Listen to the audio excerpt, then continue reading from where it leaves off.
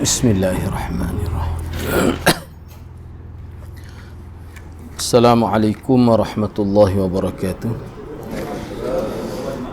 Alhamdulillahi rabbil alamin. Wassalatu wassalamu ala asyrafil anbiya wal mursalin. Nahmaduhu wa nasta'inuhu wa nastaghfiruh. Wa na'udzu billahi min shururi anfusina wa min sayyiati a'malina.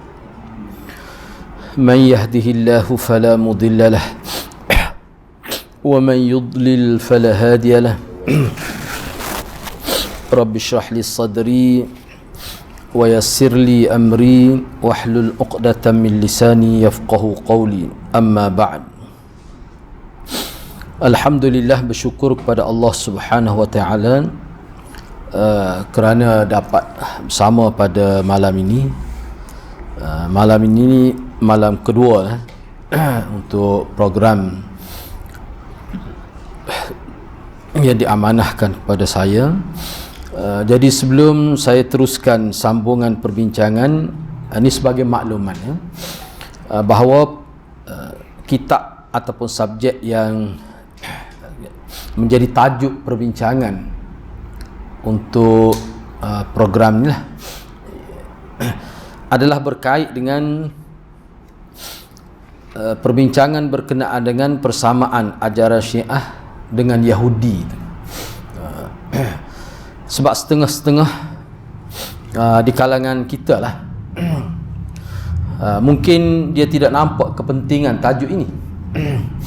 Sebenarnya tajuk ini sangat penting, lebih-lebih lagi dalam konteks kita sekarang ini. Seperti yang kita sedia maklum bahawa pelbagai ajaran meresak masuk dalam negara kita sekarang ini. Seperti yang saya sebut dalam muqaddimah dalam program pertama sebelum ini, bahawa kalau kita tahu tentang Syiah ini, kita dapati banyak sungguh ajaran-ajaran salah ni yang sama dengan Syiah dari sudut persamaan. Sebab itu saya sebut dalam perjumpaan pertama bahawa ni satu kenyataan daripada Syekh Abul Hasan Ali Al-Hasani An-Nadawi.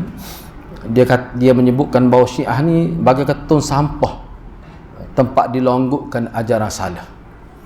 Sama ada kita sebut batiniyah ke ataupun tarikat-tarikat. Dia tarikat tu bukan nama itu, konten dia tu, pengisian dia tu, kandungan tarikat itu. Sama ada Naqsyabandiyah, Syekh Nazim ke ataupun yang mana-mana lah. Dia mesti ada perbezaan dengan ajaran Nabi, mesti ada. Berbeza dengan ajaran Nabi ni hadirat, dia merupakan satu isu besar. Dia kalau perbezaan mazhab itu beza, itu rahmat. Perbezaan antara mazhab ni dengan mazhab itu tidak jadi masalah. Sahabat sendiri pun, bahkan Syekh Nadwi juga tulis satu risalah perbezaan dari segi fiqh di zaman sahabat. Kita kata salat witir pun berbeza, ada yang kata 3, ada yang kata 1. Banyak di kalangan sahabat pun ada beza. Itu tak apa, tidak jadi rahmat itu. Tetapi perbezaan dengan Nabi, khususnya dari sudut akidah, dari sudut sunnah, berbeza cara yang Nabi bawa dengan pihak yang mana-mana pihak lah. Itu jadi masalah. Dia jadi isu besar. Bukan main-main. Jangan kita fikir khilaf dalam kehidupan antara kita dengan kawan-kawan kita, itulah maksud khilaf, berbeza dengan ajaran Nabi. Tidak. Berbeza dengan ajaran Nabi ini menyebabkan tidak boleh bersama Nabi di hari akhirat. Mana berada di satu zumrah, satu kumpulan yang lain. Bahkan kalau kita nak guna bahasa yang lebih tegas, dia boleh menyebabkan tidak boleh masuk syurga lah. Tu perbezaan dengan Nabi, tu bimbang tu. Tu. Kalau perbezaan itu secara hakikat, memang dia tidak boleh masuk syurga. Jadi di sini pendedah di sini bukanlah kita saya tidak fokus kepada Yahudi begini, Syiah tidak. Cuma saya nak dengan pengajian ini, sebab kita ni hampir 1000 muka surat. Banyak sungguh kita akan dapat maklumat tentang ajaran salah. Ajaran-ajaran yang betul yang ahli sunnah tu banyak kita dapat daripada mana-mana ustaz pun banyak kita dapat. Yang ini salah satu yang perlu kita tahu juga. Baik. Saya akan teruskan poin terakhir yang saya sebut dalam sesi pertama, saya sebut bahawa sebelum Nabi dibangkit menjadi Nabi, orang Arab ni setengah ulama bahagi kepada 3 kelompok. Pertama sekali dia panggil Ahlul Kitab, yang telah merosakkan kitab suci mereka. Mereka ni sudah tidak dikira Islam, walaupun asalnya Islam. Asalnya daripada, kita kata, pengikut Nabi Musa, Nabi Isa. Semua tu adalah Bani Israel semua tu. Mereka semua Bani Israel, satu bangsa yang mulia. Tapi selepas mati Nabi mereka, yang merosakkan kitab suci adalah agamawan mereka. Ini kelompok pertama. Mana kelompok ini dianggap sebagai manusia yang paling jahat lah. Jenayah paling besar dalam agama, merubah kitab suci. Itu kelompok pertama.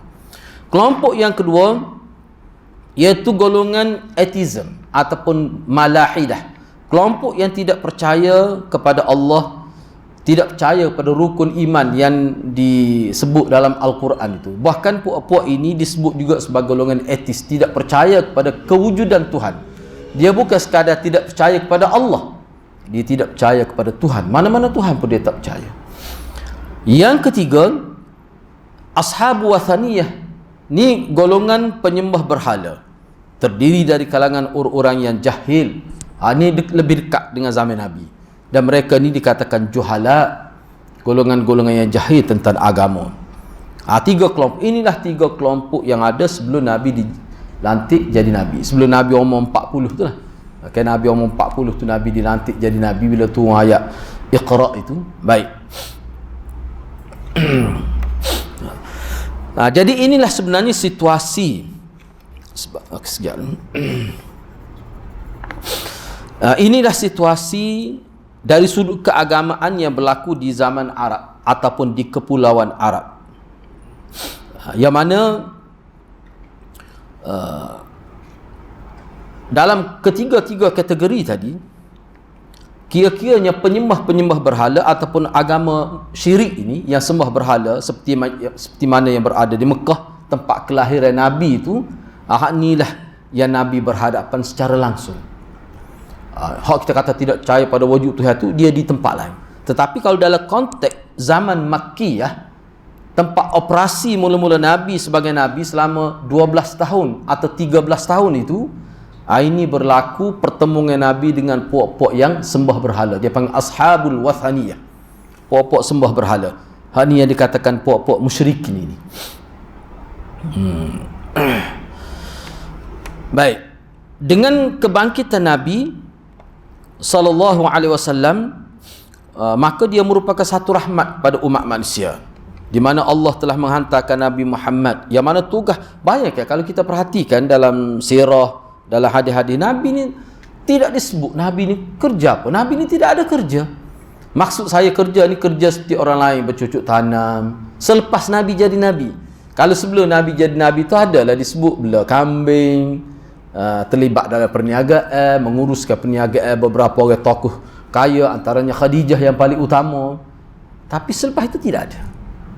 Jadi tugas Nabi ni apa? Nabi full time, kita kata sepenuh masa Nabi fokuskan aktiviti Nabi kepada dakwah manusia di Mekah supaya mereka menerima ajaran tauhid. Mereka tolak ajaran yang pelbagai itu. Bayangkan berhala tu ialah paling kurang 360 berhala. Itu paling kurang. Berada di luar Kaabah dan di dalam Kaabah. Campur semua 360 lebih. Setengah kata 400 lebih.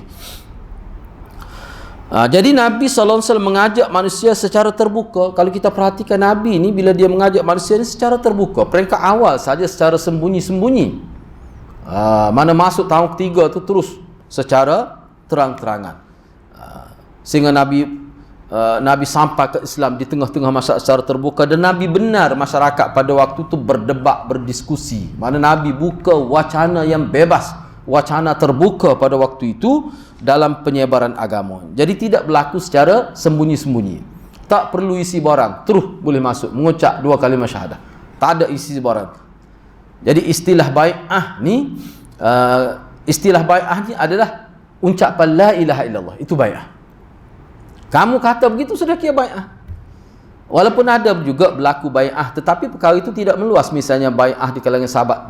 Bai'ah ni berlaku ni kalau kita perhatikan dalam sirah, bai'ah berlaku ni boleh dikatakan banyaknya di zaman Madaniyah, selepas Nabi berhijrah. Perempuan mari jumpa Nabi, letak satu bekas air, okey, kami tak setia, menyatakan tak setia. Nabi sebut jangan bunuh anak, jangan menipu, jangan syirik, mula-mula jangan syirik. Nabi sebut jangan mencuri, jangan ini, jangan ini. Itu butiran bai'ah, adalah berlaku. Tetapi bai'ah sebenar, iqrar sebenar adalah bila seseorang itu kata la ilaha illallah, asyhadu an la ilaha illallah wa asyhadu anna muhammadar rasulullah. Itu baik. Di sini saya nak baca poin-poin penting, sebab ini perlu kita tahu. Sebab ini era Makkah kan. Nabi mengajak ni di era Makkah ni. Nabi mengajak manusia pada waktu itu supaya sembah Allah sahaja. Sebab orang kafir ni kalau kita tengok, dia bukan tidak percaya langsung kepada Allah. Sebab tu kita tidak nak fokus kepada dua lagi kelompok yang mula-mula tu. Kita nak bincang kelompok yang ketiga ni, yang dikatakan sembah berhala dalam konteks syirik. Dia bukan tidak percaya kepada Allah Subhanahu Wa Taala, dia percaya Allah jadikan bumi, jadikan alam semesta ni. Bahkan berhala-berhala itu bukan menjadikan, bahkan dia yang dijadikan. Cuma berhala itu sebagai wasilah, sebagai tawassul. Sebab tu berhala tu diberi nama dengan nama orang-orang soleh. Jadi hakikat sebenarnya mereka pergi pada berhala tu bertawassul dengan orang soleh di zaman Bani Israel. Awak tahu apa ni? Mereka apa sebut dalam Quran, apa sebut liqarribuna. Tujuan mereka sembah berhala tu supaya berhala tu yang hakikat sebenar orang-orang soleh, liqarribuna ilallahi zulfa, supaya berhala ni mendekatkan diri mereka kepada Allah. Jadi seolah-olahnya permintaan mereka kepada Allah tu tidak direct, tapi melalui orang-orang soleh yang digambarkan dalam bentuk patung-patung itu. Saya baru dengar tadi, itulah maksud tawassul dengan orang soleh tu. Yang ulama kita nasihat jangan buat begitu, boleh membawa pada syirik. Baik, saya sempat dengar tadi sebelum datang sini. Ni Syekh Nazim, pengasas tarekat Naqsyabandi, Al-Haqqaniyah tu, yang diharamkan kemudian dihalalkan balik itu. Tu. Dia sebut dengan terang bahawa ajarannya betul, antara kita dengan Allah ni kena ada orang tengah. Yang dipanggil sebagai orang tengah ni wasilah lah. Wasilah ni lah yang dikatakan wali-wali Allah. Dia sebut dengan terang. Bahkan dia sebut kita tidak boleh minta sesuatu kepada Allah secara direct, tapi mesti melalui wasilah orang tengah itu. Orang tengah tu siapa? Rijalul ghaib tu. Tu bahaya hadirat tu. Betul-betul ajaran salah. Akidah tu salah tu. Sama sebiji orang Kelantan kata sepamik tepek dengan ajaran jahiliah. Dengan ajaran jahiliah. Kalau Kristian memang begitu. Kamu nak mendekatkan diri pada Allah kena melalui padri. Padri itu wakil Allah. Sama sebiji dengan Syekh Nazim. Tu nak kata apa tak tahulah kepada Syekh Nazim tak.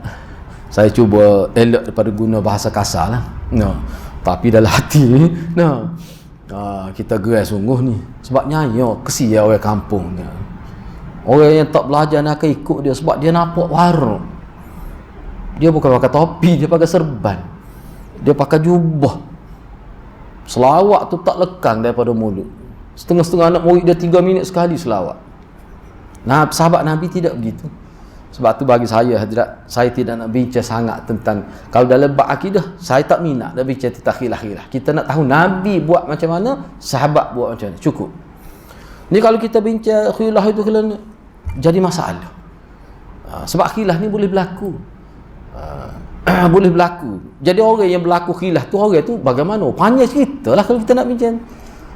Sebab tu yang terbaiknya kita tengok Rasulullah macam mana. Atau sahabat dia tu yang menjadi, kita kata galang ganti Nabi bila Nabi wafat. Sahabat dia ni digelarkan sebagai hamalatul Quran wal ahadis, pembawa Quran dan juga pembawa hadis-hadis ke seluruh dunia. Sebab Nabi operasi dia sekadar di Mekah Madinah, tak keluar daripada Jaziratul Arab. Jadi yang bawa Islam ke seluruh dunia ni, kita kata melepasi Jaziratul Arab tidaklah ke seluruh dunia. Jadi seluruh dunia itu disambung oleh generasi tabi'in pula. Jadi yang menyebar luas ke agama lebih luas daripada zaman Nabi siapa? Sahabat lah. Bagaimana sahabat hidup?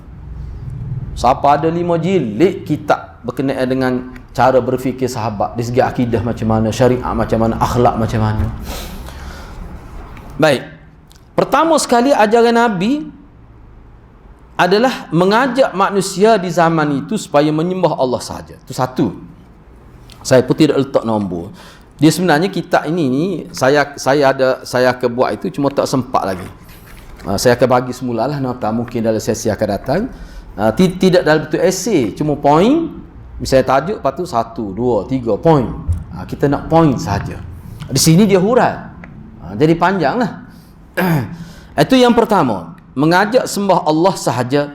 Kemudian nabdhu syirk, dalam masa yang sama buang syirik. Sebab apa dia guna istilah buang syirik? Sebab syiriklah yang bertapak di situ. Kalau kita kata jauhi syirik, tak buang. Nak jauh macam mana? Kerana syirik sudah ada dalam diri masyarakat pada waktu itu. Ajaran syirik, bahkan mereka menganggap ajaran syirik ni sembah berhala itulah ajaran yang benar, kerana mereka warisi daripada nenek moyang mereka. Bayangkan betapa pejalnya kita kata hati itu dengan syirik itu, bila mereka boleh berhujah dengan Nabi. Kami tak tergamak nak tinggal ajaran nenek moyang. Itu hujahnya. Tu. Padahal Nabi kata itu tidak boleh jadi hujah. Hujah ni bila agama ni mesti daripada Allah. Kan kamu percaya Allah dari sudut rububiyah itu? Kamu percaya? Yang ketiga, ittikhadul andad. Tu. Makna meninggalkan, menjadikan selain Allah ada persamaan dengan Allah. Tu. Lebih nyata lagi syirik tu. Andada tu makna dia, misalnya sebagai contohlah. Ini syirik juga hakikatnya. Sebagai contoh, saya ambil contoh supaya mudah faham secara ringkas. Orang Arab dulu bila nak buat sesuatu, dia akan pergi jumpa bomoh, nak buat satu, nak berkahwin anak pun minta tarikh daripada tok bomoh, daripada dukun. Dukun kata tarikh ni tak sesuai, tarikh ni ada nahas ni, tarikh ni tidak selamat. Dia boleh percaya. Makna kata-kata bomoh itu dia menjadi seolah penentu nasib itu, sama ada buruk atau baik. Itu sudah dikira sebagai andada. Maknanya dia telah meletakkan ada persamaan bomoh itu dengan Allah. Dari sudut nasib baik dan buruk ni sudah ada. Itu tidak boleh. Sedangkan kita ni, kita kena bergantung kepada Allah. Itu bukan bidang kuasa manusia. Menentukan apa yang berlaku selepas ni, buruk ke baik ke, itu di luar bidang kuasa manusia. Kan Nabi pada sebut, kalau aku tahu apa yang akan berlaku akan datang, tentu tidak berlaku malapetaka pada aku, tidak berlaku musibah pada aku. Yang baik-baik saja aku akan urus. Tapi aku tak tahulah sampai aku kalah dalam peperangan Uhud tu, ke peringkat awal kalah. Nabi sendiri pun luka, beberapa tempat di tubuh Nabi luka. Kalau aku tahulah perkara gaib, tentu tidak akan berlaku pada aku musibah itu.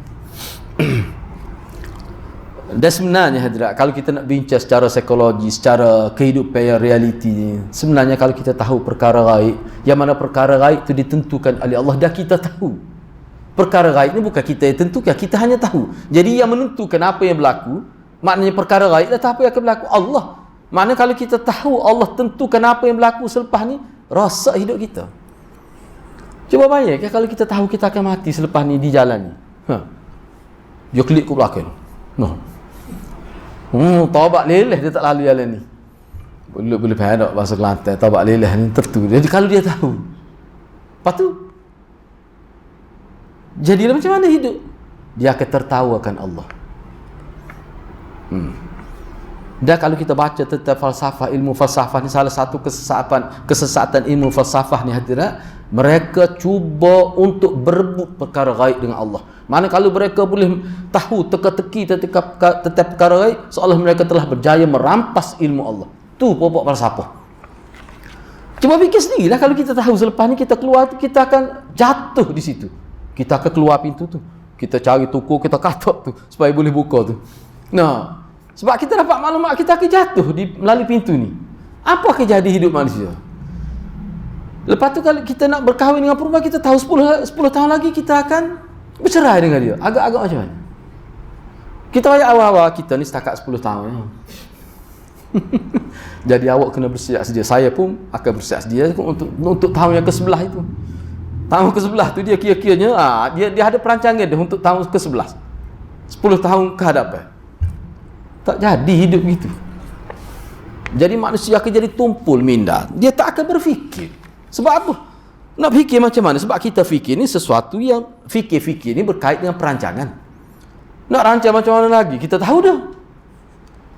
Sebab itulah tidak tahu perkara lain ni, itulah realiti kehidupan. Dan kerana itu manusia jadi berfikir. Kalau tidak manusia seperti binatang, jadi tak perlu fikir. Dah kita tahu. Sebab itu tidak tahu perkara gaib itu rahmat.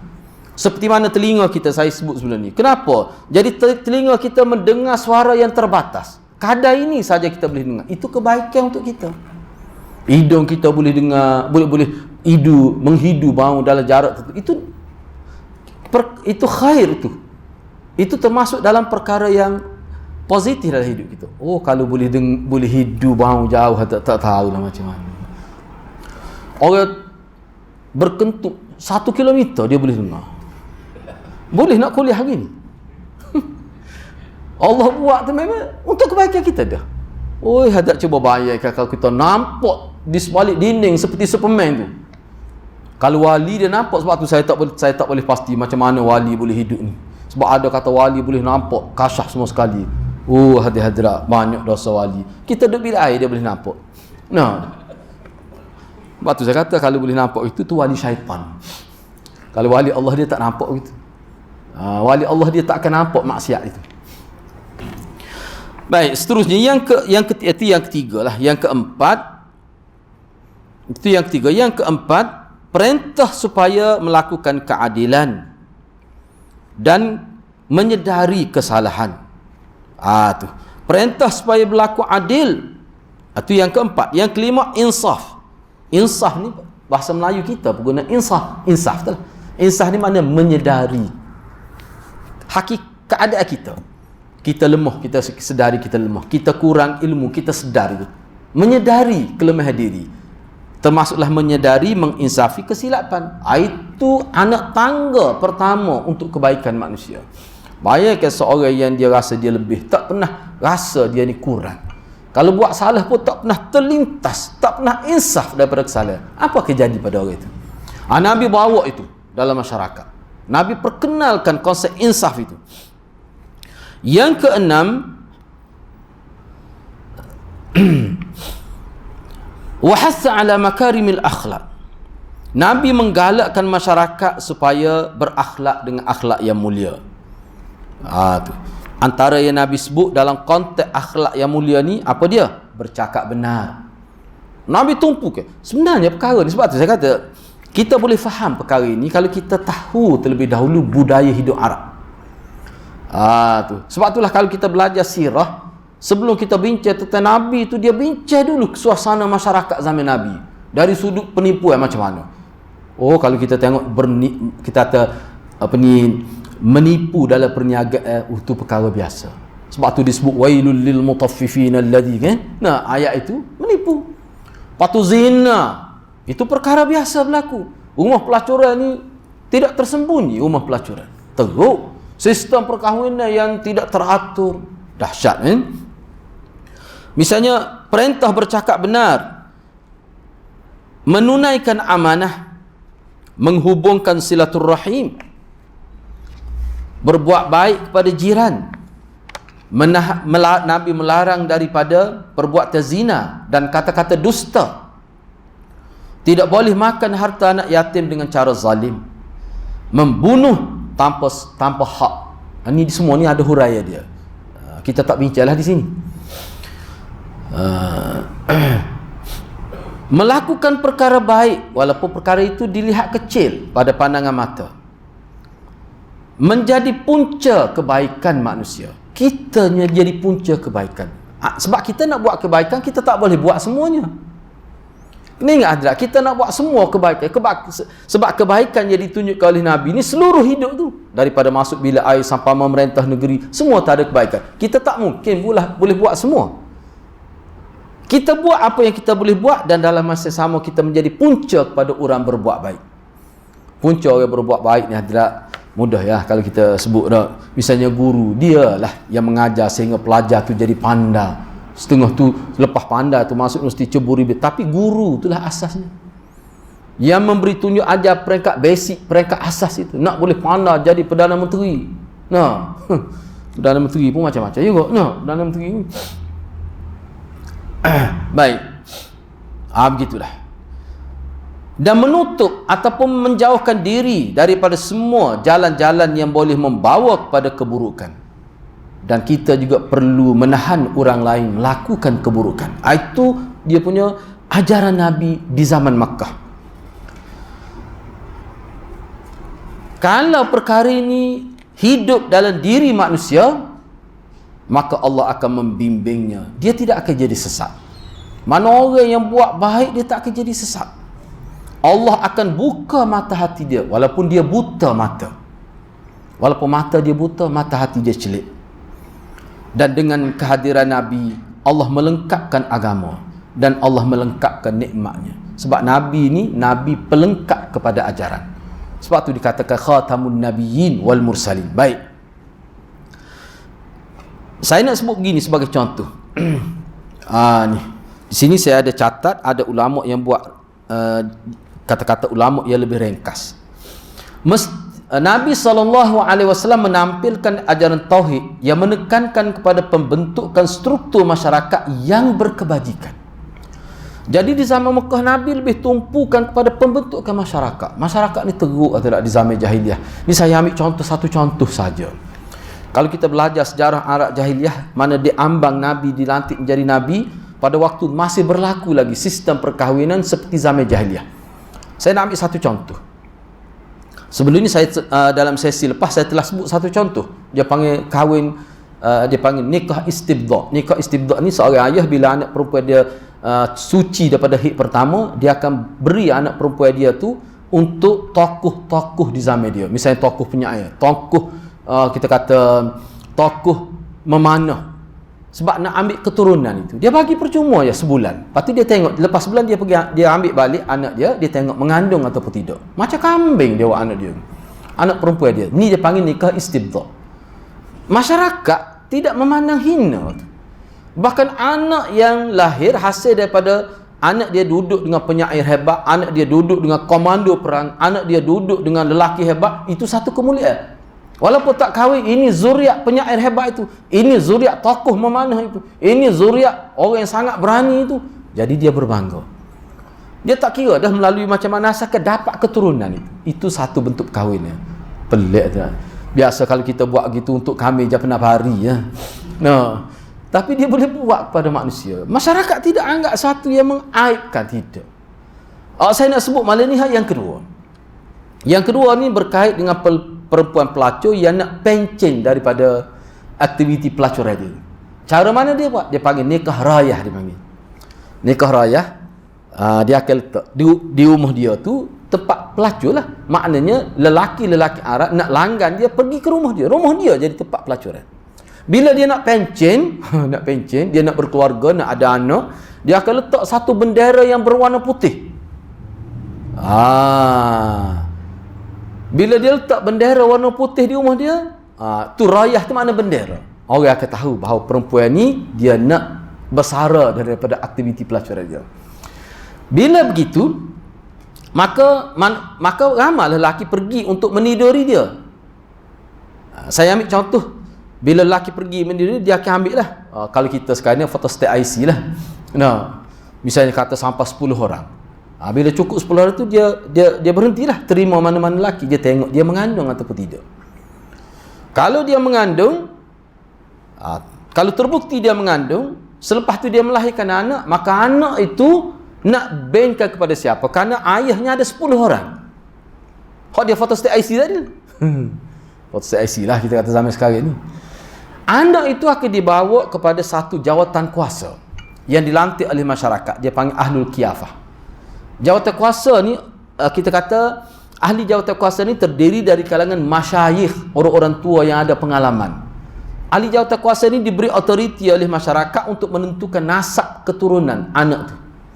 Bila dia tengok, okey anak ni mana 10 orang lelaki yang meniduri perempuan tadi duduk di hadapan, jadi atuk kasar ni tengok, okey, anak ni banyak mirip kepada dia ni.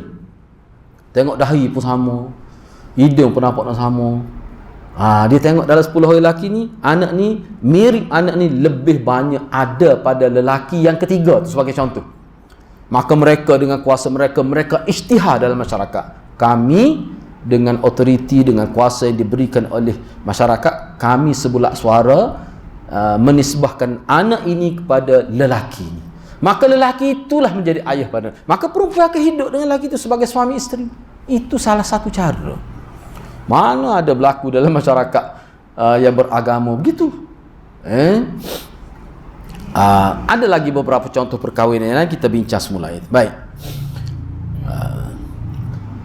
Jadi Allah Subhanahu Wa Taala sebelum Allah mewafatkan Nabi SAW, mana di akhir hidup Nabi kita dapati bahawa ramai orang yang masuk Islam. Bahkan ketika turun ayat idza jaa nasrullahi wal fath wa ra'aitan nasa yadkhuluna fi dinillahi afwaja, sampai akhir ayat tu, mana yang masuk Islam tu afwaja, bukan seorang-orang, satu kumpulan, berbondong-bondong. Afwaja tu diterjemah dalam kitab tafsir. Mana sekali masuk, kalau kita kata isi borang lah, sekali masuk Islam tu ni borang, isi borang banyak ni. Tu mana afwaja. Sebab itulah sahabat-sahabat yang tua-tua ni, yang berpengalaman, hak senior ni, Sayyidina Abu Bakar misalnya, bila turun ayat tu dia menangis. Dia kata mengikut pemahaman dia, bila turun ayat idza jaa nasrullah, maknanya tak lama lagi Nabi akan wafat. Sebab apa? Sebab Allah akan tarik semula ni. Sebab Nabi ni utusan, wakil Allah. Bila agama ni telah sempurna, maknanya Nabi telah berjaya rekrut satu generasi untuk bawa Islam, dan Islam pun sudah lengkap, sudah utuh, wahyu pun sudah lengkap, maka tidak perlu lagi keberadaan Nabi itu. Itu dalam pemikiran Sayyidina Abu Bakar. Ibnu Abbas kata, saya pun berpendapat begitu juga. Tokoh mufassir di kalangan sahabat, Ibnu Abbas. Baik, jadi maknanya bila Allah SWT wafatkan Nabi, ia bermakna bahawa agama Islam telah lengkap. Lengkap tu dari itu kita kena faham.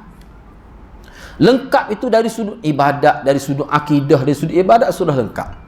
Dan lengkap itu juga dari segi prinsip-prinsip agama yang boleh dijadikan panduan untuk kehidupan dalam bab muamalah. Zaman kita ni, zaman Nabi, mana ada sistem forex ni? Halal ke tidak, haram ke tidak forex. Tapi kita boleh hukum mana-mana sistem muamalah, sistem perniagaan melalui prinsip-prinsip agama. Itu makna lengkap. Maknanya tak akan sesat juga kita. Bab ibadat tak perlu diedisi barukan dah, sebab dia sudah lengkap. Saya tak bawa, nanti sesi lagi saya akan bawa ni seteban ni kitab. Kita kata umat Islam, saudara kita di Indonesia mengamalkan sembahyang yang tidak daripada Rasulullah sampai 130 salat. Pelik ada. Bapak tarikat lah ni, bapak tarikat, bapak sufi ni, tak cukup lagi dengan salat sunat yang Nabi buat tu. Dia buat lagi banyak, 100 lebih. Saya baca sampai 50 lebih. Saya sedih sangat. Saya buat secara online. Di rumah saya buat dalam bilik saya. Saya masuk dalam FB, ramai yang tengok. Sampai ada yang telefon, dia pernah amal yang ini, dia tak tahu. Salat sunat ni tidak datang daripada Nabi, dia tak tahu. Sampai ada yang telefon. Tiba-tiba, tak apa ni lah. Bukan pejabat bomba ni, marah ni. Pejabat agama. Bukan pejabat bomba telefon, tak ada. Ni pejabat agama telefon. Paik. Pejabat agama, apa ni? Daerah. Bukan dia lah, mana wakil dia. Minta supaya saya hentikan kelas itu. Padahal kelas tu kelas online. Apa alasannya? Tak ada alasan. Minta dihentikan saja. Tak ada alasan. Saya kata apa alasan? Tak ada alasan. Tak sebut alasan. Wakil dia kata, saya diarahkan begitu. Tak tahu alasan. Saya kata mesti ada alasan munasabah. Kita tak ada alasan. Pelik. Arah supaya berhenti tanpa alasan. Tapi saya tak katalah. Kalau kita nak guna bahasa Kelantan, kita teruk kita bagi tu. Adakah kita suruh orang berhenti kuliah tanpa alasan? Tak apalah, saya berhentilah. Sebab saya diugut, kalau tidak saya tak dapat kuliah di mana-mana tempat. Dia ugut. Tak apalah. Atas dunia ni boleh buat gitu. Banyak kehadirat. Mana ada pihak yang marah. Maknanya masyarakat kita ni teruk. hak peringkat atas tu. Padahalnya ajaran itu tidak apa je terkejut ada terkejut. Salah satu solatnya dia panggil sunnatus salatil bauli, sunat salat kencing. Selepas kencing ada salat sunat. Tu ada. Kita tak aja dengar, tak biasa dengar. Lepas kencing ada salat. Kalau salat wuduk tak ada lah, walaupun khilaf ulama tu. Patut salat untuk supaya bertemu Allah ada juga. Macam-macam. Satu lebih kira. Salat sunat. Salat hajat 4 jenis salat hajat. 8 rakaat apa ada. Salat tasbih. Bentuknya pelbagai. Semua tu tidak ada sandara daripada Nabi. Tapi itulah yang menjadi buku ini dibukukan untuk memudahkan masyarakat Indonesia amal salat itu. Cuma pihak Abin bawa ni dia bagi pada saya. Dia kata tengok Ustaz, dia teruk dia masyarakat Islam kita di Indonesia. Saya kata saya tahu dah lama dah teruk Indonesia ni. Sebab dia di bawah Pancasila ni, agama bebas. Bukan sekadar agama, sebuah rumah tu 3 agama biasa ya. Kenapa berlaku begitu? Kerana bukan kata ulama-ulama tidak tentang, berlaku tentangan, tapi kerajaan dia, sistem Pancasila itu, dia membenarkan semua itu. Asalkan rakyat ini patuh pada kerajaan, bayar cukai, dan itulah istilah warga negara yang baik. Bahaya hadirat, kesal dia teruk. Tempat kita ni kalau kita biarkan, kalau kita lock, kalau kita biarkan, dia boleh sampai ke situ. Sebab tu tak boleh dibiarkan. Ni jelas dah tahun 2000 lagi diharamkan. Berat dia tak tahulah Naqsyabandi ni kalau dibiarkan bebas. Arkam itu tidak seteruk itu. Tapi telah yang dia arkam, yang diharamkan tidak seteruk Naqsyabandi. Tapi Naqsyabandi ini dibenarkan sebab apa? Sebab ada orang besar yang terlibat. Tu ya sebenarnya. Nanya masyarakat kita nanya. Baik. Bila mana Rasulullah SAW telah kembali ke rahmatullah, kembali bertemu Allah, meninggal dunia, maka jawatan pemimpin tertinggi Madinah pada waktu itu disandang oleh Sayyidina Abu Bakar As-Siddiq radhiyallahu anhu. Sayyidina Bakar diperakui oleh seluruh sahabat sebagai watak yang paling layak di kalangan sahabat-sahabat yang ada pada waktu itu. Dari sudut kelebihan, dari sudut keilmuan, dari sudut muruah peribadi, kebijaksanaan dan kekuatan minda, dan seseorang yang paling memahami budaya sunnah Rasulullah sallallahu alaihi wasallam. Dan Sayyidina Bakar ni betul-betul dia menjadi kaunselor di kalangan sahabat, menjadi pembimbing di kalangan sahabat, di kalangan masyarakat Islam pada waktu itu. Misalnya kalau kita tengok, ni contoh paling besar. Contoh paling besar. Mana-mana kita pakai sebut perkara ni. Ni cerita ni berlaku sejurus selepas Nabi wafat. Sebelum Nabi dilantik, sebelum mana-mana orang dilantik jadi pengganti Nabi, kan dia berlaku kes. Bila Rasulullah wafat kan, boleh kata sahabat-sahabat menangislah sehingga murung penuh masjid. Sayyidina Umar antara yang tidak dapat kawal perasaan dia kan? Sehingga dia kata Muhammad tak mati, seperti mana Nabi Isa tak mati. Sesiapa yang kata Muhammad mati, aku akan pancung tengkuk dia. Senyap semua, tak berani. Sayyidina Umar tu dia jadi panik. Bila Sayyidina Bakar datang, sebab Sayyidina Bakar ni rumah dia ni agak jauh sikit daripada masjid, jadi dia ni lewat sikit. Bila dipanggil dia pun datang, dan dia pergi ke rumah Nabi, rumah anak dia lah, Aisyah tu. Maka dia pun angkat kain yang menutupi tubuh Nabi. Bila dia angkat, dia tengok muka Nabi, dia pun tutup, dia pun keluar. Pada waktu dia keluar itulah dia tengok Sayyidina Umar hilang pertimbangan. Sayyidina Umar tu jalan ke hulu ke hilir dalam keadaan macam panik lah, sayang sangat pada Rasulullah. Maka Sayyidina Bakar berkata, ayyuhan nas, man kana ya'budu Muhammad fa inna Muhammad qad mat, wa man kana ya'budu Allah fa inna Allah hayyul la yamut. Wahai manusia, sesiapa yang menyembah Muhammad, maka sesungguhnya sedarlah Muhammad telah mati. Sesiapa yang menyembah Allah, maka sedarlah sesungguhnya Allah maha hidup, tak akan mati sampai bila-bila. Kalau kamu sembah Muhammad, Muhammad telah mati, itu hakikat sekarang ini. Tapi kalau kamu sembah Allah, Allah maha hidup, tak akan mati sampai bila-bila.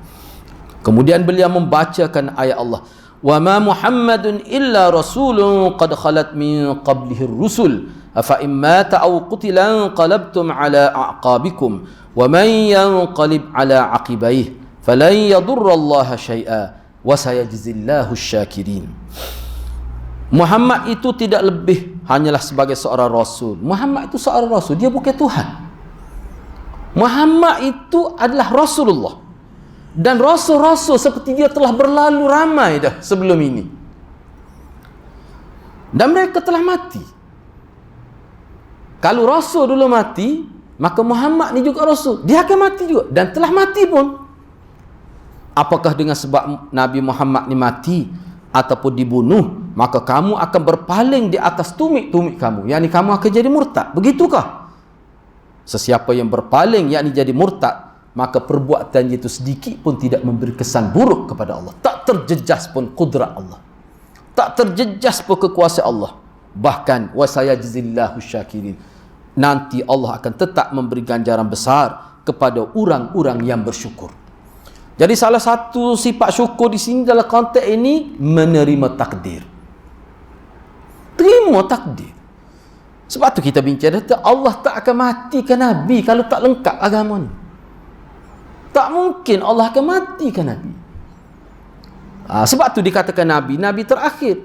Maknanya selepas Nabi wafat, tak mungkin akan ada Nabi dan Rasul lain. Tidak semesti dulu. Bila Nabi Musa wafat, lahir pula Nabi lain. Akhir sekali lahir Nabi Isa. Munasabahlah kita. Tak lengkap. Munasabahlah. Tidak lengkap tu sebab akan ada lagi. Kita kata Nabi lain, Rasul lain. Tapi Nabi ni tidak ada. Berakhir di situ. Nah, tu panjang cerita. Dia ada buku khusus pula tu. Hak tu dia panggil akidah khatmun nubuwah. Akidah Nabi terakhir. Itu satu akidah tu. Tolak tu boleh rasa akidah. Sebab tu seseorang yang dakwa dia jadi Nabi, memang kafir selalu dia. Tak perlu majlis fatwa. Terus jadi kafir. Ataupun dia kata dia terima wahyu. Bila seorang itu kata dia mengambil maklumat direct dengan Allah, maknanya terima wahyu, hakikat kata-kata dia itu sebenarnya dia telah menceroboh akidah khatmun nubuwah. Itu sebenarnya. Kalau kita baca dalam kitab, saya ingat perkara itu kita akan jumpa akan datang. Dalam kitab ni kita akan jumpa. Sebab Syiah ni antara yang merobohkan khatmun nubuwah. Syekh Nazim yang saya sebut tadi, bila dia kata kita nak berhubung dengan Allah, sedangkan Allah kata wa qala rabbukum ud'uni astajib lakum, dia kata kena ada wasilah, orang tengah ni dia lah salah satunya. Tu dia nak sebut sebenarnya. Kalau kita kecak aku tengok muka-mu, tahu dah mu nak nipu. Nah, kita boleh kata gitu. Orang tengah tu siapa? Kalau dulu wali-wali, sekarang dia lah wali. Maknanya ajaran itu dia mengajar masyarakat hidup bergantung dengan dia dalam agama. Kita ni tidak. Saya tidak suruh bergantung dengan saya. Maulana Hadi mengajar pun dia bimbing masyarakat supaya bergantung kepada Allah. Dia tidak ajak manusia bergantung pada dalam agama. Nabi pun gitu juga. Nabi bimbing masyarakat kepada Allah. Tu cara yang betul. Tapi ajaran apa sesat ni, dia nak masyarakat bergantung pada dia. Mudah ya, ada ulama-ulama kita dulu sebut. Kenapa situ? Ni lah sebenarnya. Tu yang mudahnya. Boleh berak ni. Bukan ni, kalau hak ni lain, hak tu lain. Hak ni lain ni. Hak ni. Takut tukar. Hak ni dia panggil, hak ni berzikir ni. Hak ni bahaya ni. Hak dia guna jari ni je. Tu sebenarnya. Sahabat saya, dia buat satu kajian lah. Buat satu penelitian. Seminggu dia pergi. Hidup di kalangan Habib-Habib Indonesia. Dia kata, tak bekerja Habib sana, tapi pakai kereta mewah, rumah mewah. Di rumah dia tu buat jamuan kambing setiap minggu. Semua tu pengikut yang bawa, pengikut yang bagi kambing moh tok guru setiap minggu. Kaya, ada kebun, tak bekerja. Adakah Nabi begitu? Ada Nabi begitu? Nabi berkahwin dengan Aisyah, Nabi tak ada duit. Mana mas kahwin tu dah hutang. Bila Nabi pergi ke Madinah, selepas itulah Sayyidina Abu Bakar bagi 500 dirham. Bagi duit, mana supaya bagi pada Nabi, supaya Nabi bagi kepada Aisyah sebagai mas kahwin. Dan Sayyidina Abu Bakar kata, pergi ambil lah isteri kamu, sebab sekarang ni kamu sudah ada duit, boleh tinggal sekali lah. Boleh tinggal sekali dan sebagainya. Nabi kata, dia akan bayar. Sayyidina Abu Bakar kata tak, saya bagi tak, saya akan bayar. Nabi bayar selepas tu. Nabi tak ambil kesempatan dengan pengikut dia. Itu ajaran yang betul. Kalau tidak teruk kita hadirat, kalau kita menyuburkan budaya, mengambil kesempatan dengan pengikut kita, ialah pengikut kita ni, bila kita ni guru dia, mesti dia nak berbudi dengan kita. Tapi Nabi tak buka, Nabi tak ambil kesempatan. Itulah ajaran Islam yang sebenar kalau kita tengok. Baik.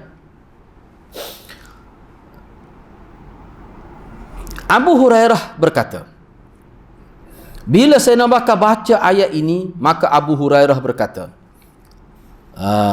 fa wallahi laka'anna an-nas lam ya'lamu anna hadhihi al-ayah nazalat hatta talaha Abu Bakrin yawma idh. Ni dalam sirah Nabawiyah Ibn Hisham ada sebut. Ini sahih lah, riwayat ini sahih. Kata Abu Hurairah, bila Sayyidina Abu Bakar baca ayat tu, wa ma Muhammadun illa rasulun qad khalat min qablihi ar-rusul, sampai kepada wa sayajzillahu syakirin, kata Abu Hurairah, demi Allah, seolah-olah manusia yang ada pada waktu tidak tahu adanya ayat ini, seolah-olah begitu, sehinggalah ia dibaca oleh Abu Bakar pada hari itu. Oleh kerana terlalu paniknya, akal jadi tertutup akal tu, sehingga terlupa pada ayat ni. Ayat ni sebut lama dah, Muhammad ni akan mati. Seperti mana Nabi-Nabi lain yang berjawatan sama dengan Nabi pun telah mati, Nabi yang berjawatan itu pun juga akan mati. Tak ingat pada ayat ni. Sehinggalah Abu Hurairah kata, bila saya nak baca ayat ni, seolah-olah mengikut riwayat, mengikut kenyataan Abu Hurairah, seolah-olahnya masa saya nak baca, pada waktu itulah baru turun ayat ni, seolah-olah begitu. Kesan daripada kematian Nabi tu, kesan dia. Alah, beginilah dia hadirat. Tu kita kata Nabi yang mana dia menjadi punca kita selamat di hari akhirat, daripada sembah berhala jadi sembah Allah, hidup tenang. Kerana itu manusia, masyarakat pun jadi baik, tidak ada lagi kezaliman yang berlaku. Orang melakukan kezalim maka dihukum. Cuba banyak kalau kita baca hamba-hamba, ramai mana hamba dibebaskan dengan agama ni. Orang yang bebas hamba gini kelebihan dia, Allah akan lepaskan dia daripada azab api neraka. Tu kelebihan bebaskan hamba. Sehingga Sayyidina Uthman ni setiap hari Jumaat dia bebaskan hamba, dan setiap hari Jumaat tu dia kumpul duit. Mungkin dia peniaga. Sayyidina Uthman ni peniaga, dia kumpul duit. Mana hal ni bahagian modal, hal ni bahagian keuntungan untuk masyarakat. Dia kumpul khusus mingguan. Keuntungan itu dia ambil sebahagian untuk mendekatkan hamba. Akhir sekali setiap minggu, antara aktiviti mingguan Sayyidina Uthman adalah membebaskan hamba. Itu aktiviti dia. Besarnya dia. Baik. Ya, di sini disebut kan. Saya ambil sedikit lagi lah. Sedikit. Lama-lama habis ni. Ni sedikit sungguh ni. 5 minit lagi. Dia menarik itu. Saya baca kitab ni 900 muka surat lebih tu nak. Banyak sungguh maklumat kita dapat. Patutlah Syekh Nadwi kata Syiah ni tong sampah ajaran sesat. Waktu Imam Syafi'i kata, tak ada, aku tak pernah jumpa manusia lebih penipu daripada pokok Syiah ni. Imam Syafi'i kata. Tak apalah, satu perenggan lagi. Sesungguhnya Sayyidina Abu Bakar dialah orang yang paling layak menjawab jawatan sebagai pemimpin utama umat selepas kewafatan Nabi SAW. Bila mana masyarakat sahabat berkumpul selepas kematian Nabi, ni kita bincang ringkas lah. Kita bincang secara ringkas. Maka akhirnya mereka sepakat untuk melakukan bai'ah, yakni menyatakan taat setia bahawa Sayyidina Abu Bakar lah yang layak menjawab jawatan khalifah itu. Dan mereka semua berpuas hati dengan Sayyidina Abu Bakar menjadi pemimpin politik pada waktu itu. Dan mereka telah menyatakan bai'ah untuk taat setia dan sanggup membantu Sayyidina Abu Bakar. Selepas daripada diberi jawatan secara sah, maka Sayyidina Abu Bakar telah mengikuti cara pemerintahannya sebiji seperti sunnah Rasulullah SAW. Dia tidak melakukan sedikit pun perbezaan. Mana asas-asas itu dia ikut. Cuma kalau ada masalah baru tu dia bincang dengan sahabat. Sebab dia ada jemaah, kita kata lah ni kita panggil esko. Dia ada pula jemaah mesyuarat kerajaan Madinah pada waktu itu. Sayyidina Abu Bakar ni terkenal sebagai seorang sahabat yang paling kuat berpegang pada sunnah Nabi. Sebab itulah Sayyidina Abu Bakar bila dia sebaik saja dia dilantik, kalau kita nak sebut sejarah dia hadirat, Sayyidina Abu Bakar 6 bulan selepas dia lantik jadi khalifah tu dia bekerja lagi. Dia bekerja. Mana dia terpaksa pergi urus masyarakat, kemudian kerja untuk pendapatan dia. Selepas bulan 6 itu, selepas 6 bulan, bukan selepas bulan 6, selepas 6 bulan itu barulah sahabat-sahabat Nabi kata, antaranya Sayyidina Umar, dia kata, kita ni tak boleh kita biarkan Sayyidina Abu Bakar bekerja ni. Kalau boleh kita biarkan dia tumpu pemikiran dia untuk memerintah saja. Kita support keperluan dia. Di situlah bermula dibayar allowance tu, gaji khalifah. Khalifah ni lebih besar pada Perdana Menteri lagi. Dia berjawatan dunia tu khalifah ni. Sayyidina Abu Bakar tak mau ambil. Akhir sekali setelah didesak dan dibuat kenyataan, kenapa kami fikir kamu kena ambil atas sebab begini, maka dia pun ambil. Dan dalam sirah disebutkan bahawa Sayyidina Abu Bakar bila dia ambil, setiap bulan diberi kepada dia, kalau ada duit lebih dia akan simpan, dia akan tanda. Cukup setahun dia akan kembalikan duit yang lebih itu pada duit gaji dia. Dia kata, yang ni yang saya tak guna lagi duit, dia kembalikan semula ke Baitul Mal pada itu pemimpin. Kalau kita dapat pemimpin macam ni, bertuah kita ni, bertuah rakyat. Kalau kita susah pun tak apa lagi kalau pemimpin begini. Yang jadi masalahnya, tu hurai sendiri. Kita tak cukup masa nak bincang itu, tapi boleh fikir sendiri. Sepenggar jadi wakil rakyat, rumah setinggi pokok kelapa. Tu saya sebut, saya kena. Ya, saya kena. Mana buah kelapa boleh petik melalui jendela. Tinggi buah kelapa tu, tinggi. Cermin, rumah dia tu cermin. Dia buat cermin. Struktur tu memang dia punya simen lah, dia buat cermin. Cantik rumah dia. 3 tingkat. Sepenggar jadi wakil rakyat. Mana cukup zuhud lah cara hidup tu. Baik. Ni ujian pertama yang dihadapi oleh Sayyidina Abu, ni kita nak sebut ni contoh terakhirlah pada malam, betapa hebatnya pemikiran Sayyidina Abu Bakar. Selepas Nabi wafat, selepas Sayyidina Abu Bakar dilantik menjadi khalifah, apa yang berlaku mula-mula? Riddah, murtad. Peristiwa riddah itu. Siapa ketua dia? Musailamatul Kazzab. Siapa dia boleh cabar kerajaan, berperang. Hebat. Tak apalah, saya tidak nak bicara secara khusus itu. Baik. Bila berlaku fitnah riddah, jadi Sayyidina Abu Bakar telah membuat arahan supaya kita serang. Ni ringkas cerita. Walaupun kalau cerita secara detailnya, tempat berlaku murtad, Sayyidina Abu Bakar hantar wakil kerajaan untuk berdialog, berbincang. Kenapa murtad? Apa tak puas hati di mana? Apa sebab kamu murtad? Bincang. Itu proses tu kita tidak bincang di sini lah. Cuma akhirnya selepas melalui beberapa proses perbincangan, setelah Sayyidina Abu Bakar berpuas hati bahawa orang yang murtad ni sebenarnya dia ni ada maksud yang tidak baik dari sudut politik dan ada pihak ketiga yang menggunakan mereka, Musailamatul Kazzab ni, bayangkan. Dr. Ali As-Salabi kata, mengikut kajian dia, Sayyidina Abu Bakar dia nampak hebat. Sayyidina Umar tak nampak. Dia kata orang-orang yang tidak mau bayar zakat ni sebenarnya sebab di sebalik mereka tu ada watak-watak jahat yang telah kempen mereka, yang telah memanipulasi mereka supaya jangan keluar zakat. Jangan keluar zakat tu kepada kerajaan. Duit itu digunakan oleh pemberontak-pemberontak untuk memperkukuhkan ketenteraan mereka.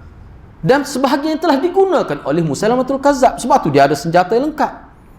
Jadi Musailamatul Kazzab ni ambil senjata ni, kalau kita baca dalam kitab, dibekalkan oleh puak-puak Syiah itu. Oleh puak-puak Ibnu Sabah tu. Pada waktu tu Syiah tu, kita akan bincang selepas ni lah. Kita nak bincang waktu lah. Dia akan sebut selepas ni. Selepas ni tu makna minggu selepas ni. Hari ni tak sempat dah. Tu.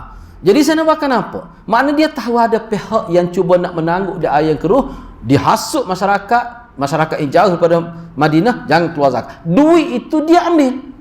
Untuk apa? Untuk dana yang digunakan sebagai dana untuk membiayai kegiatan pemberontak yang nak memberontak. Ketua dia Musailamatul Kazzab. Sayyidina Abu Bakar dia boleh baca politik itu. Sayyidina Umar tak faham mereka awal. Sebab tu Sayyidina Abu Bakar dia berkeras, dia kata kita akan berperang. Tidak ada beza orang yang tidak mahu salat, tidak ada beza orang yang menafikan salat dengan menafikan zakat. Tidak ada beza. Sebab ada sahabat kata, macam mana kita nak serang dia sedangkan dia salat? Cuma dia tak mahu keluar zakat saja. Sayyidina Umar kata tak ada beza tu.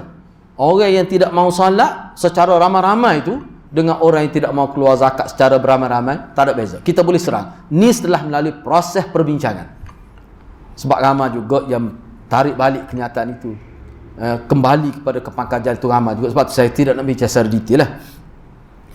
Akhir sekali selepas melalui perbincangan yang agak tegang lah di antara sahabat dengan Sayyidina Abu Bakar, termasuk Sayyidina Umar sendiri, sebab Sayyidina Umar ni antara yang membangkang, yang menolak, yang tak terima. Bagi Sayyidina Umar ni, dia kata itu tindakan terlalu keras itu. Sedangkan dia orang Islam sudah lama, zaman Nabi lagi. Sayyidina Abu Bakar kata masalah sekarang ni, masalah dia telah jadi murtad dengan sebab dia tak mau keluar zakat itu. Yalah, orang tidak mau keluar zakat dia ada 3 kelompok. Kalau nak bincang panjang iaitu. Atau kita boleh bincang semula. Bagi akhir sekali setelah melalui perbincangan demi perbincangan, maka Sayyidina Umar pun dia buat begini, dia kata baru dia nampak maksud Sayyidina Bakar. Dengan peperangan itu, dan akhirnya setelah 8 hingga 9 bulan berlaku peperangan itu, kerajaan Madinah menang, dapat mengalahkan semua golongan murtad. Apa kesan kepada akidah umat dan kesan kepada politik Islam? Mana Sayyidina Bakar telah berjaya menyelamatkan ramai umat Islam. Ramai yang kalah kembali ke pangkal jalan. Pemimpin-pemimpin sesak yang nak menyesatkan masyarakat dibunuh semuanya. Selamat akidah. Satu. Yang kedua, selamat dari sudut politik. Rum dengan Parsi yang sedang melihat keadaan Madinah. Dia kata walaupun Muhammad mati, kuat lagi tentera Madinah ni. Dari sudut politik.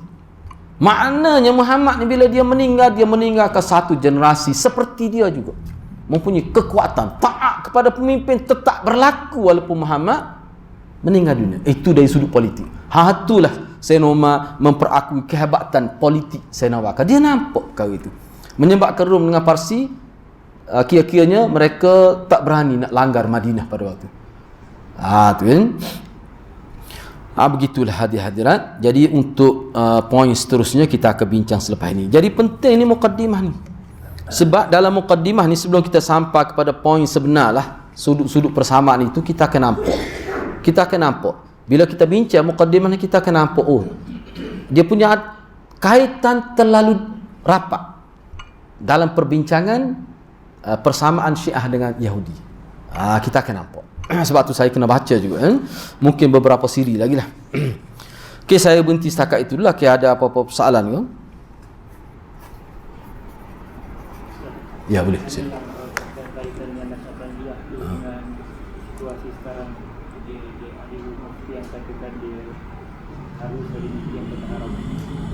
Cuba je kuat sikit, tak jelas. Masa bandiah kan? Ada mufti yang katakan dia harus, ada mufti yang katakan haram. Macam situasi kita sekarang benar. Sekiranya kita nak harus ke ataupun? Dia begini. Ni soalan ni. Mana kedudukan ni lari daripada topik kita lah. Cuma masalah semasa. Dan sebenarnya saya baca ni bukan sebab banyak di ajaran itu sama dengan yang kita akan bincang ni, poin-poin dia. Isu Naqsyabandi lah yang jadi isu sekarang ni. Tahun 2000 dulu diharamkan. 9 poin itu sebab diharamkan. Yang mana sebab itulah juga ada pada sebahagian sebab itu ada pada arkam diharam. Misalnya mimpi jumpa Nabi, bukan mimpi, jumpa Nabi secara yaqazah. Itu antara sebab arkam diharamkan. Naqsyabandi ni bukan mimpi secara yaqazah jumpa Nabi, bermesyuarat tiap-tiap malam dengan Nabi. Kadang-kadang Nabi mari dalam mesyuarat dia, bukan dia pergi jumpa Nabi. Nabi mari jumpa dia, berbincang. Nabi ajar qiraat Quran. Tu secara dalam video disebut. Buat majlis penyampaian qiraat Quran yang diterima direct pada Nabi. Siapa dia? Habib Umar. Tu. Baik. Jadi soalannya, mana ajaran-ajaran ini apakah harus kita amal ataupun diharamkan, ataupun dia tu sendiri haram? Jelas bagi saya haram tu. Naqsyabandi tu. Dari segi akidah lah. Tadi lah. Contoh kita kata dengan Nabi, bertemu Nabi, dan boleh bertemu Allah pun ada ajaran dia tu. Siapa tak itu? Bertemu Nabi, mesyuarat dengan Nabi. Kita kena ingat satu perkara, jangan silap faham. Kadang-kadang dia cuba kelirukan kita. Isu ada ulama ahli sunnah kata harus, berkemungkinan. Tidak mustahil seseorang itu boleh mimpi jumpa Nabi. Yaqazah pun mungkin boleh. Ada yang kata kita, walaupun pendapat itu terpencil, Tapi kita kena ingat, ulama-ulama ahli sunnah yang kata begitu hanya sekadar itu saja. Kalau ada ulama yang kata harus bertemu Nabi, harus, apakah perkara itu berlaku? Tak tahu lah. Baik, sekadar itu saja. Tetapi pentingnya bagi golongan Naqsyabandi, mana-mana tarikatnya, penting nak menyabitkan mimpi jumpa Nabi, nak menyabitkan jumpa Nabi saja qazah, dia bukan kerana itu, dia ada maksud lain. Nak menyabitkan ajaran dia. Kalau kita terimanya itu, dia akan rosak agama kita. Rosak sistem pengajian hadis. Ada masalah buka, saya tirak saja tanya Nabi. Itu yang akan jadi. Tapi pelik. Orang bercakap gitu boleh dibiarkan. Bebas. Pelik semua. Banyaklah. Boleh tengok dalam internet, telah dibuat senarai. Oleh Salman Ali dia ada buat tu. Senarai. Ni ajar bercakap. Boleh lihat di situlah. Ajar dia memang bercakap. Tadi saya tengok Syekh Nazim sendiri sebut, kita ni tidak dibenarkan, tidak boleh kita doa direct, nak minta satu taklif direct pada Allah. Kita kena melalui perantara. Ni orang panggil wali-wali Allah. Mana wali inilah yang akan bawa kepada Allah. Itu ajaran siapa gitu? Kristian. Ajaran zaman jahiliyah tu, zaman wathani yang kita sebut tadi. Bukan ajaran Nabi. Situ teruk dah tu. Teruk dah tu. Bercanggah dengan ayat wa qala rabbukum ud'uni astajib lakum. Bercanggah dengan begitu banyak hadis Nabi. Cukup dah tu sebenarnya. Lepas tu cara dia bawa hadis-hadis tu banyak, hadis maudhu', hadis palsu. Cara dia zikir pun banyak sangat perbeza. Cara selawat ni tak perlu buat perdana. Tak perlu. Sebab selawat Nabi dia berkait dengan, kalau mengikut Ibn Hibban kata, dia kata hadis-hadis yang menyebut tentang kelebihan selawat dan sebagainya, semua itu hadis galakkan supaya belajar hadis. Bila kita belajar hadis ni, kita akan sebut nama Nabi sebanyak mungkin, dan sebanyak itulah kita akan berselawat dalam hati kita. Itu sebenarnya. Sebab itulah kita kata selawat perdana dalam 2 jam itu, takkan dia nak kata Allahumma salli Muhammad 2 jam. Tak nampak geran lah kita kata. Itu yang dia campur supaya nampak hebat tu. Mana boleh buat 2 jam tu selawat Ibrahimi dalam ketika tahiyat. Kita kena baca itu daripada awal sampai akhir. Mesti dia akan tambah yang lain. Tambahan itulah sebenarnya target dia. Itu sebenarnya. Sebab tu bagi saya mudah. Apa yang dibawa ni sama ada laman capal ke apa saja, ini adalah proses penjenamaan satu ajaran. Itu sebenarnya. Kalau kita biarkan bahaya tu. Masalahnya pokok sunnah pun takut nak bercakap. Nak sebut takut orang marah. Itu silap juga kita begitulah. Jadi bagi saya jelas tu ajaran itu memang sesat. Sesat tu sebenarnya. Banyak sangat sebab tu. Okey, ada soalan lain? Okey, kalau tidak ada apa-apa soalan, kita tangguh setakat itu dulu. Mudah-mudahan Allah berkati kita semua. Aku qauli hadza wa astaghfirullahal azim li wa lakum. Assalamualaikum warahmatullahi wabarakatuh.